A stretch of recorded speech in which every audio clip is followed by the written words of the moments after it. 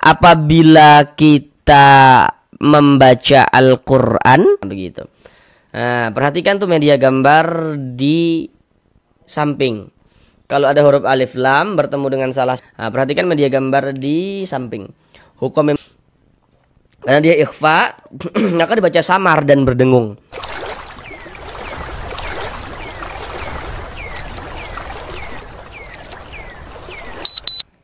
Assalamualaikum warahmatullahi wabarakatuh.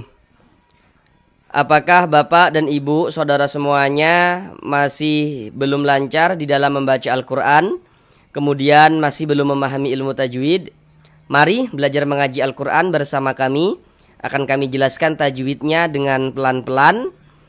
Semoga dengan penjelasan tajwidnya yang pelan-pelan, semoga Bapak dan Ibu saudara semuanya dapat langsung dengan mudah dalam memahami ilmu tajwid Al-Quran. Dengan kita mempelajari ilmu tajwid, kemudian kita memahaminya, kemudian kita bisa menerapkan dengan sendirinya ketika membaca Al-Quran, maka semoga yang belum lancar di dalam membaca Al-Qurannya bisa segera lancar.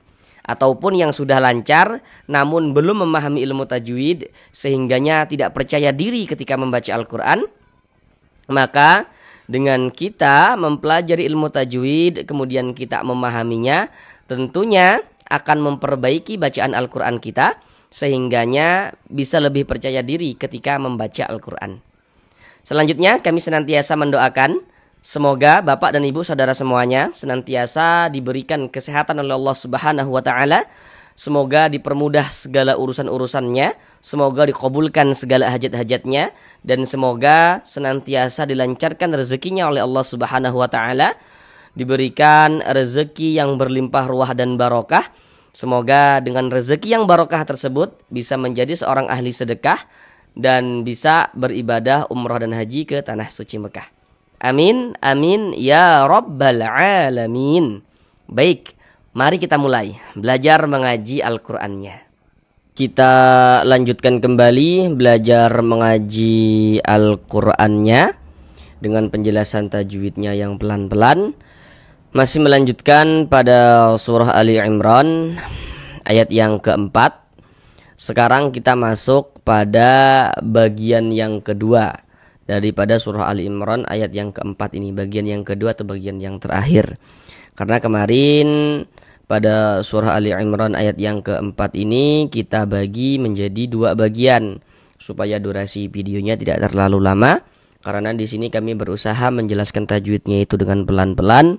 Harapan kami semoga dapat langsung dengan mudah untuk dipahami dan langsung bisa diterapkan dengan sendirinya ketika membaca Al-Quran seperti itu. Pada bagian yang kedua atau bagian yang terakhir ini kita akan belajar dari sini. Dari sini sampai selesai sini. Sekarang marilah kita baca bersama-sama terlebih dahulu dengan pelan-pelan. Baru setelah itu sama-sama kita uraikan tajwidnya dengan pelan-pelan. A'udzu billahi minasy syaithanir rajim. Bismillahirrahmanirrahim.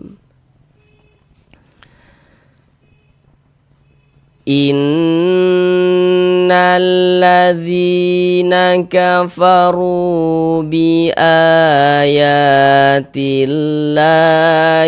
lahum adzabun syadid.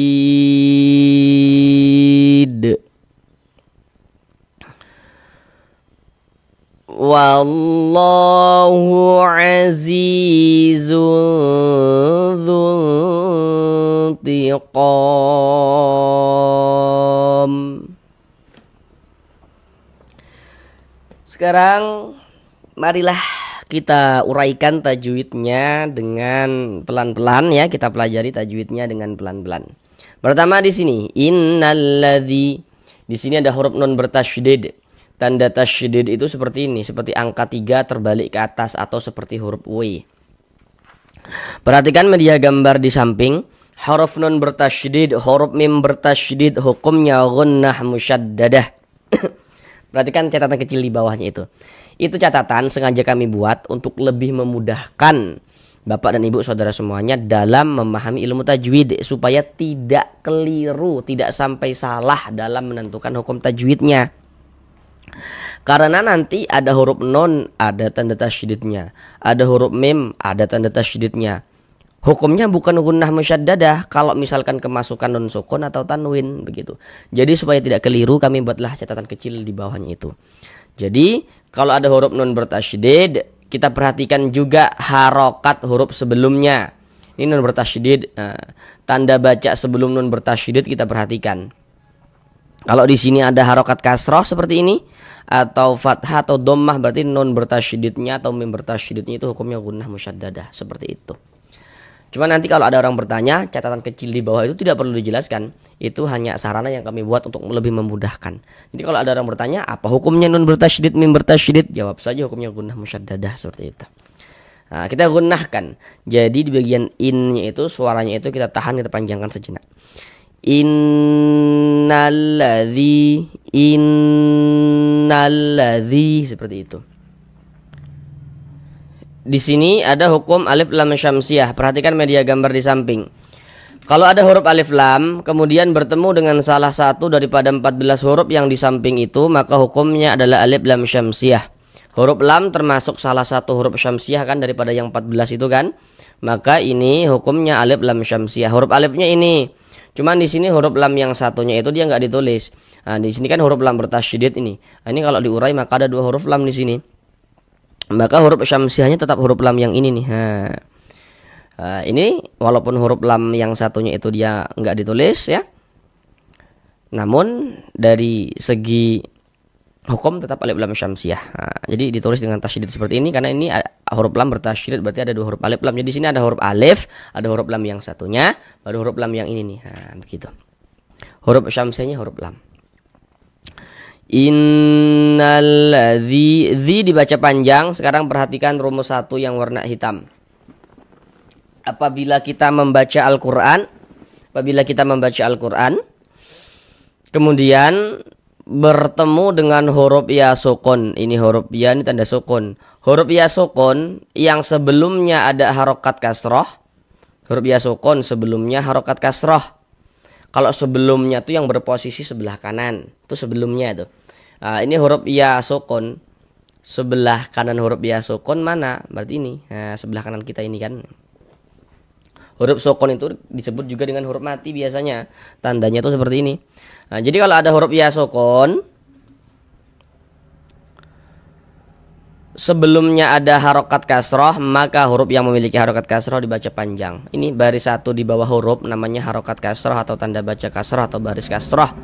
Atau kalau masih bingung, kalau ada huruf ya sukun, sebelah kanannya ada huruf yang memiliki tanda baca kasroh atau harokat kasroh, maka huruf tersebut dibaca panjang.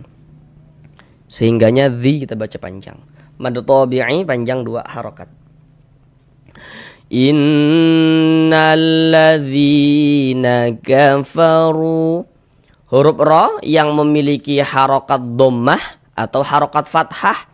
Di sini yang kita temui dhammah nih, maka huruf ra dibaca tafkhim, dibaca tebal, sehingga pangkal lisan kita naik terangkat ke atas ketika kita mengucapkannya. Tebalkan huruf ra-nya. Kafaru, ru dibaca panjang. Sekarang perhatikan rumus 2 yang warna hitam. Rumus 2 warna hitam telah diperhatikan. Sekarang perhatikan penjelasan kami. Apabila kita membaca Al-Qur'an kemudian bertemu dengan huruf waw sukun, ini huruf waw, ini tanda sukun, huruf waw sukun. Sebelum waw sukun ada ini nih. Ada tanda baca dhammah nih. Ini namanya tanda baca dhammah atau harokat dhammah. Maka huruf yang memiliki harokat dhammah ini dibaca panjang. Atau kalau masih bingung, kalau ada huruf waw sukun atau huruf waw mati, sebelah kanan waw sukun ada harokat dhammah, maka huruf yang memiliki harokat dhammah tersebut dibaca panjang begitu. Sehingga ru dibaca panjang. Mad tabi'i panjangnya 2 harokat sesuai rumus 2 yang warna hitam. Kafaru bi aya, a dibaca panjang. Ini namanya adalah mad badal. Namun perhatikan rumus 3 yang warna biru. Rumus 3 warna biru perhatikan. Jadi kalau kita membaca Al-Quran kemudian bertemu dengan huruf, di atasnya itu ada tanda seperti ini, tanda alif kecil seperti ini, atau harokat fathah berdiri. Harokat fathah atau tanda baca fathah itu kan dia bentuknya mereng seperti ini kan, miring seperti ini. Tapi kalau dia bentuknya berdiri seperti ini, berbentuk alif kecil seperti ini menandakan huruf. Kalau di atasnya ada tanda alif kecil seperti ini dibaca panjang hurufnya tuh. Hasilnya A dibaca panjang. Tapi ini namanya adalah mad badal karena ada huruf hamzah yang mendahului daripadanya huruf mad, atau huruf mad sebelumnya hamzah begitu. Misalnya A dibaca panjang, atau kalau masih bingung kalau ada huruf hamzah ada tanda panjangnya seperti ini, ya itu mad badal begitu. Mad badal itu terjadi hanya pada huruf hamzah saja. Nah, secara lebih lengkap, secara lebih mendalam tentang pembahasan mad badal ini sudah kami buatkan khusus videonya. Silakan lihat di bagian playlist video. Nah, begitu. Panjangnya 2 harokat. Ya dibaca panjang, masih di rumus 3 yang warna biru. Nah, tanda panjangnya apa ini? Karena di atas huruf ya ada alif kecil ini atau harokat fathah berdiri, sehingga ya dibaca panjang. Kalau ini namanya mad tabi'i, panjangnya 2 harokat. Nah, kalau mad badal tadi kan terjadi pada huruf hamzah saja. Sedangkan ini kan huruf ya, mad tabi'i panjang 2 harokat. Bi ayatillah. Ini kita baca tillah, jangan dibaca tillah, jangan. Lafaz Allahnya itu kita baca tipis, kita baca tarkik. Nah, jadi huruf lam yang di tengahnya nih, huruf lam jalalahnya itu kita baca tipis, kita baca tarkik. Mengapa begitu? Jadi kalau kita membaca Al-Quran kemudian bertemu dengan lafaz Allah, kemudian sebelum lafaz Allah, berarti sebelum itu berarti yang di sebelah kanan. Sebelum lafaz Allah kalau ada tanda baca kasrah nih, ada tanda baca kasrah atau harokat kasrah, maka lafaz Allah ya dibaca tarkik, dibaca tipis. Huruf lam yang di tengahnya nih, huruf lam jalalahnya dibaca tipis. Kita baca tillah seperti itu. Tillahilahum. Di sini ada alif lam, setelahnya huruf lam. Nah, kalau di sini kita lebih mudah dalam memahaminya begitu. Nah, perhatikan tuh media gambar di samping. Kalau ada huruf alif lam bertemu dengan salah satu daripada 14 huruf yang di samping itu, maka hukumnya alif lam syamsiyah. Nah, di sini ada huruf alif lam nih. Ada huruf alif lam. Nah, setelahnya di sini huruf lam. Huruf lam ini dia masuk huruf syamsiyah kan, maka ini hukumnya alif lam syamsiyah. Nah, ini dia lebih mudah karena lengkap ditulis nih di sini. Terlihat jelas nih huruf lamnya ditulis nih. Nah. Jadi kalau ada huruf alif lam letaknya jajar seperti ini, huruf lamnya itu nggak ada tanda bacanya, maka itu alif lam syamsiyah tuh. Nah, alif lam syamsiyah itu disebut juga dengan idgham syamsiyah karena cara membaca huruf lamnya dibaca idgham. Di sini kan huruf lamnya nggak ada tanda bacanya, jadi cara membacanya itu dari ti langsung masuk ke huruf syamsiyah ini. Nah, tilla seperti itu. Makanya alif lam syamsiyah disebut juga dengan idgham syamsiyah. Kemudian lafaz Allah dibaca panjang. Nah, untuk di sini media gambar tidak kami tampilkan lagi supaya kita bisa latihan tanpa media gambar. Tanda panjangnya apa? Ini karena di atas lafaz Allah ada alif kecil seperti ini, harokat fathah berdiri. Sehingga lafaz Allah dibaca panjang, mad tabi'i panjang 2 harokat. Bi ayatillahi lahum. Tillahi lahum. Di sini ada huruf mim sukun, setelahnya huruf ain. Nah, perhatikan media gambar di samping. Hukum mim sukun itu ada 3. Nah, perhatikan yang di nomor 3. Di situ ada bacaannya izhar syafawi. Nah, coba baca keterangannya tuh. Jika ada huruf mim sukun ya, atau huruf mim mati tidak bertemu dengan huruf ba, tidak bertemu dengan huruf mim, maka hukumnya adalah izhar syafawi. Jadi maksudnya itu kalau ada mim sukun, setelah mim sukun itu bukan huruf ba, bukan huruf mim, ya hukumnya izhar syafawi. Ini mim sukun. Nah, di sininya nih kan huruf ain nih, bukan huruf ba, bukan huruf mim di sininya nih, maka hukumnya izhar syafawi. Baca jelas, pendek saja, enggak berdengung, baca pendek saja. Lahum adza, jangan dibaca lahum dipanjangkan begitu, jangan, pendek saja. Lahum adza seperti itu. Kemudian za dibaca panjang. Nah, sekarang perhatikan rumus 3 yang warna hitam. Rumus 3 warna hitam, perhatikan. Nah, sudah diperhatikan rumus 3 warna hitam. Sekarang perhatikan penjelasan kami. Kalau kita membaca Al-Quran itu kita lihat-lihat, kita perhatikan. Kalau ada huruf alif, Ini huruf alif nih, kalau ada huruf alif. Sebelum huruf alif ada ini, ada harokat fathah, ada tanda baca fathah. Maka huruf yang memiliki tanda baca fathah tersebut dibaca panjang. Sehingganya dha kita baca panjang. Mad tabi'i panjang 2 harokat. Nah, ada alif, sebelumnya ada tanda baca fathah, maka huruf yang memiliki tanda baca fathahnya dibaca panjang. Sehingga dha dibaca panjang. Mad tabi'i panjang 2 harokat. Adzabun syadid. Tanwin setelahnya huruf shin. Nah, namun perhatikan dulu media gambar di samping. Setiap kita membaca Al-Quran, ingat ya, setiap kita membaca Al-Quran, kalau bertemu dengan huruf nun sukun atau bertemu dengan salah satu tanda baca tanwin bentuknya ada 3 tuh. Nomor 1 baris 2 di atas huruf fathatain namanya. Nomor 2 tuh baris 2 di bawah huruf kasratain, dan yang nomor 3 tuh dhammatain.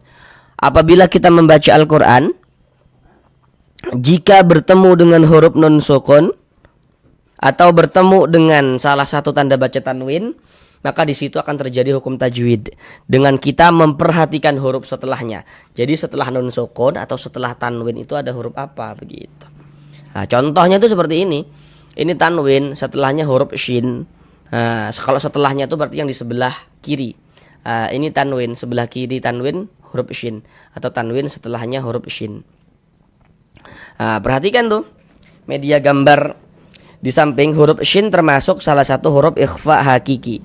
Maka tanwin bertemu dengan huruf shin, dikarenakan huruf shin huruf ikhfa hakiki, maka ini hukumnya adalah ikhfa hakiki. Sedangkan huruf shin ini dia masuk pada ikhfa hakiki awsat. Kenapa kok dikatakan awsat? Karena makharijul huruf nun dengan huruf shin itu dia di tengah. Jadi tidak jauh juga tidak dekat. Huruf nunnya mana begitu kan?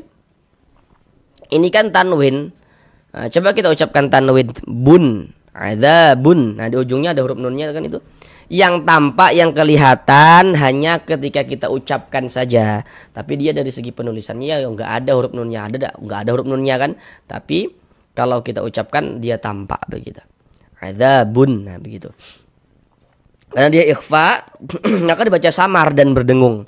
Nah, yang dibaca samar itu apanya? Ya, bunyi tanwinnya ini kita baca samar. Jangan dibaca adzabun berbunyi jelas begitu, jangan, tapi disamarkan. Kemudian didengungkan, digunahkan. Jadi di bagian bunyi itu suaranya itu kita tahan, kita panjangkan sejenak sepanjang 2 harakat. Adzabun syadid begitu. Kemudian ini namanya mad arid lisukun. Namun pada awalnya dia namanya mad tabi'i. Kenapa kok bisa berubah begitu? Perhatikan lagi rumus 1 yang warna hitam. Rumus 1 yang warna hitam. Kalau kita membaca Al-Quran, apabila bertemu dengan huruf ya sukun, ini huruf ya, ini tanda sukun, huruf ya sukun. Sebelum huruf ya sukun ada harokat kasroh, ada tanda baca kasroh. Maka huruf yang memiliki tanda baca kasroh ini dibaca panjang. Misalnya dibaca panjang begitu. Pada awalnya samalah dengan ini nih. Pada awalnya ini ya sukun sebelumnya harokat kasroh nih, huruf ya sukun sebelumnya harokat kasroh. Maka huruf yang memiliki harokat kasrohnya dibaca panjang. Misalnya dibaca panjang. Kemudian mad tabi'inya tuh bertemu dengan huruf dal yang kita sukunkan, ditambah dal jadi did. Mad tabi'inya bertemu dengan huruf yang kita sukunkan, berubah nama menjadi mad arid li sukun. Panjangnya boleh 2 harokat, boleh 4 harokat, boleh juga 6 harokat. Yang terpenting konsisten dalam sekali bacaan. Jadi harus sama antara dan bawah tuh panjangnya begitu. Misalkan seperti ini. Ini kan mad arid li sukun. Kalau di sini kita baca 2 harokat, maka nih mad arid li sukun juga nanti di sini nih kita baca 2 harokat juga. Kalau di atas kita baca 4, di bawah juga kita baca 4. Begitu panjangnya mad arid li sukun itu. Harus sama, harus konsisten, gak boleh selang-seling. Syadid. Huruf yang kita sukunkan adalah huruf dal. Kenapa kok huruf dal disukunkan? Jadi kalau kita membaca Al-Quran kemudian kita berwaqaf, ya berhenti tepat di huruf yang tidak dibaca panjang, hurufnya kita sukunkan. Ini kita membaca Al-Quran berwaqaf, kita berhenti tepat di huruf dal. Dikarenakan huruf dal tidak dibaca panjang, tadi apa kami katakan? Kalau berhenti di huruf yang tidak dibaca panjang, hurufnya kita sukunkan begitu. Sehingganya ini kita baca syadid. Ini kita pantulkan did mantul begitu. Kenapa kok dipantulkan? Sekarang perhatikan media gambar di samping. Huruf qalqalah itu ada 5. Salah satunya huruf dal. Huruf qalqalah itu ada 5, salah satunya huruf dal. Huruf-huruf tersebut kalau dia sukun, pantul kan? Syadid, did, nah, begitu. Huruf dal sukun nih, sukun karena disukunkan, mati karena kita matikan, pantul kan? Did, begitu. Kemudian ini masuk kepada qalqalah kubra. Jadi kalau kita membaca Al-Quran, kemudian kita itu berwakaf, berhenti tepat di huruf qalqalah, maka dinamakan dengan qalqalah kubra, seperti itu. Syadid, nah begitu ya. Kemudian di sini ada tanda wakaf, bentuknya itu qaf dengan lam yang bermakna al-waqfu aula. Jadi maksudnya itu berwakaf lebih utama. Jadi kalau menemukan tanda wakaf seperti ini, maka yang lebih utamanya itu kita berwakaf dulu. Berhenti dulu kita, ambil napas, baru lanjutkan lagi bacanya. Itu lebih utama. Kemudian di sini wallah, di sini ada lafaz Allah. Jadi kalau kita membaca Al-Qur'an bertemu lafaz Allah. Jika sebelum lafaz Allah ada tanda baca fathah nih, atau misalnya tanda baca dhammah, ya harokat dhammah. Cuman di sini yang kita temui harokat fathah. Lafaz Allah sebelumnya ada harokat fathah, maka lafaz Allahnya dibaca tebal, dibaca tabkhim. Maka lafaz Allahnya kita baca tebal, kita baca tabkhim. Nah, sehingganya kita baca wallah, jangan dibaca wallah, jangan, tapi dibaca wallah, begitu. Tebalkan. Nah, kemudian di sini ada alif lam bertemu dengan huruf lam, sama dengan yang di atas ini tadi nih, alif lam setelahnya huruf lam. Maka di sini tidak kami tampilkan lagi media gambarnya. Hukumnya adalah alif lam syamsiyah. Nah, sudah detail tadi kami jelaskan di atas. Nah, kemudian lafaz Allah dibaca panjang, tanda panjangnya ini alif kecil di atas huruf nih, atau harokat fathah berdiri. Maka lafaz Allah dibaca panjang, mad tabi'i panjang 2 harokat. Wallahu aziz. Zi dibaca panjang. Di sini pun media gambarnya tidak kami tampilkan lagi supaya kita bisa mengetahui tanpa media gambar. Karena di sini ada huruf ya sukun, sebelum ya sukun ada ini, ada harokat kasroh, maka huruf yang memiliki harokat kasroh ini dibaca panjang. Sehingga zi dibaca panjang. Mad tabi'i panjangnya 2 harokat. Azizun tiqam. Tanwin setelahnya huruf dzal. Nah, huruf dzal ini huruf apa? Perhatikan media gambar di samping. Huruf dzal termasuk salah satu huruf ikhfa hakiki, dan dia masuk pada ikhfa hakiki ausat. Kenapa dikatakan ausat? Nah, tadi sudah kami jelaskan juga. Sehingga kita baca samar dan berdengung. Samarkan tanwinnya. Azizul. Nah, kita dengungkan sepanjang 2 harokat. Azizul dzuntiqam. Nah, di sini ada huruf nun sukun, setelahnya huruf ta. Kan tadi sudah kami katakan di awal ya, kalau ada nun sukun atau tanwin di situ akan terjadi hukum tajwid, begitu. Dengan memperhatikan huruf setelahnya. Ini kita bertemu nun sukun, berarti terjadi hukum tajwid. Setelahnya huruf ta. Huruf ta huruf apa? Perhatikan media gambar di samping. Huruf ta termasuk salah satu huruf ikhfa hakiki, dan dia masuk pada ikhfa hakiki aqrab. Kenapa dikatakan aqrab? Karena dia dekat antara huruf nun dengan huruf ta, itu dekat dari segi makhrijul hurufnya. Maka kita baca samar dan berdengung. Bunyi nun sukunnya kita samarkan. Kemudian kita dengungkan.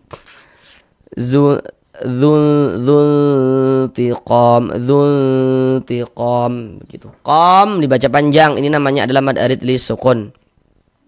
Namun pada awalnya dia namanya mad tabi'i. Perhatikan rumus 3 yang warna hitam. Kalau kita membaca Al-Qur'an bertemu dengan huruf alif, ya, ini huruf alif nih. Ini huruf alif. Jika sebelum alif ada tanda baca fathah atau harokat fathah, maka huruf yang memiliki harokat fathah dibaca panjang. Artinya qa dibaca panjang.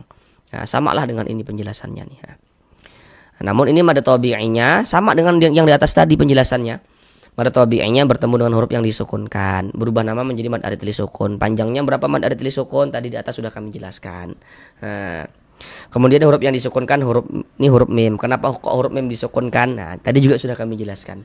Kalau berwakaf di huruf yang tidak dibaca panjang, hurufnya kita sukunkan, begitu. Sehingga ini kita baca tiqom. Nah, jangan dibaca tiqomin, dibaca tiqom, begitu. Kemudian di sini ada tanda wakaf, bentuknya itu qaf dengan lam yang bermakna al-waqfu aula. Jadi maksudnya itu berwakaf lebih utama, begitu. Tadi juga sudah kami jelaskan. Sekarang mari kita ulang bersama-sama sekali lagi dari awal.